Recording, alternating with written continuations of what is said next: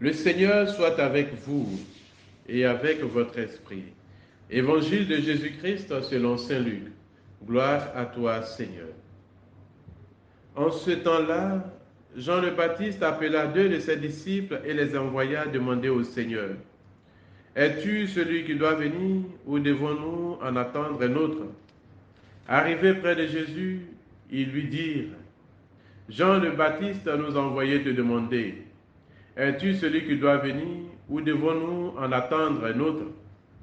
À cette heure-là, Jésus guérit beaucoup de gens de leurs maladies, de leurs infirmités et des esprits mauvais dont ils étaient affligés.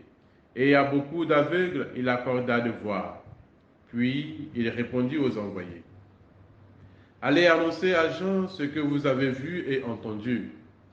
Les aveugles retrouvent la vue, les boiteux marchent, les lépreux sont purifiés, les sourds entendent, les morts ressuscitent, les pauvres reçoivent la bonne nouvelle. Heureux celui qui ne trébuchera pas à cause de moi. Acclamons la parole de Dieu. Louange à toi, Seigneur Jésus.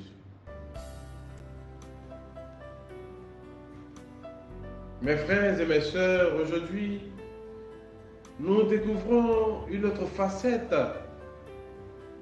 du visage de Jean-Baptiste. Celui-là même qui a annoncé le Messie, celui-là même qui a dit à ses disciples: Voici l'agneau de Dieu, celui qui enlève le péché du monde. Il vient après moi, celui qui est plus grand que moi, et je ne suis pas digne de défaire la courroie de ses sandales. Et lui vous baptisera dans le feu et dans l'Esprit Saint.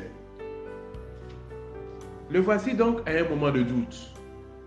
Mais face justement à ce doute, Jésus nous invite à regarder les œuvres qu'il accomplit.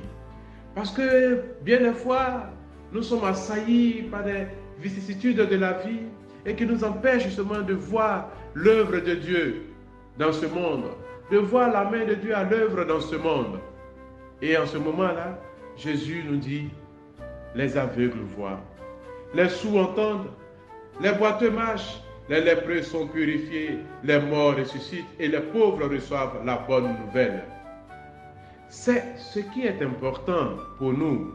Lorsque nous sommes envahis par le doute, nous ne devons pas remettre en cause la présence de Jésus dans notre vie. Non, Jésus est toujours présent.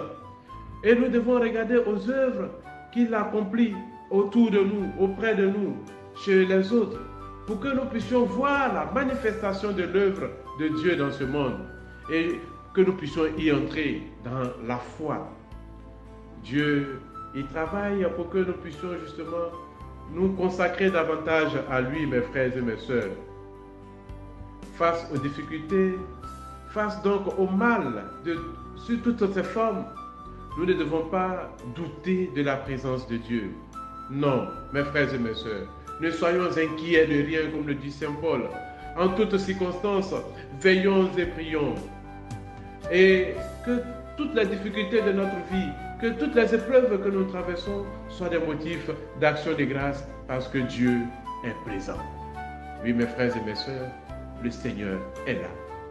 Prions-le pour qu'au cours de cette journée, il puisse nous donner la force pour pouvoir marcher en sa présence et que malgré la difficulté, nous ne puissions jamais renier notre foi, nous ne puissions jamais renier la présence de Jésus et que nous puissions donner toute notre vie et que nous puissions aussi mettre notre confiance en lui qui est vivant pour les siècles des siècles.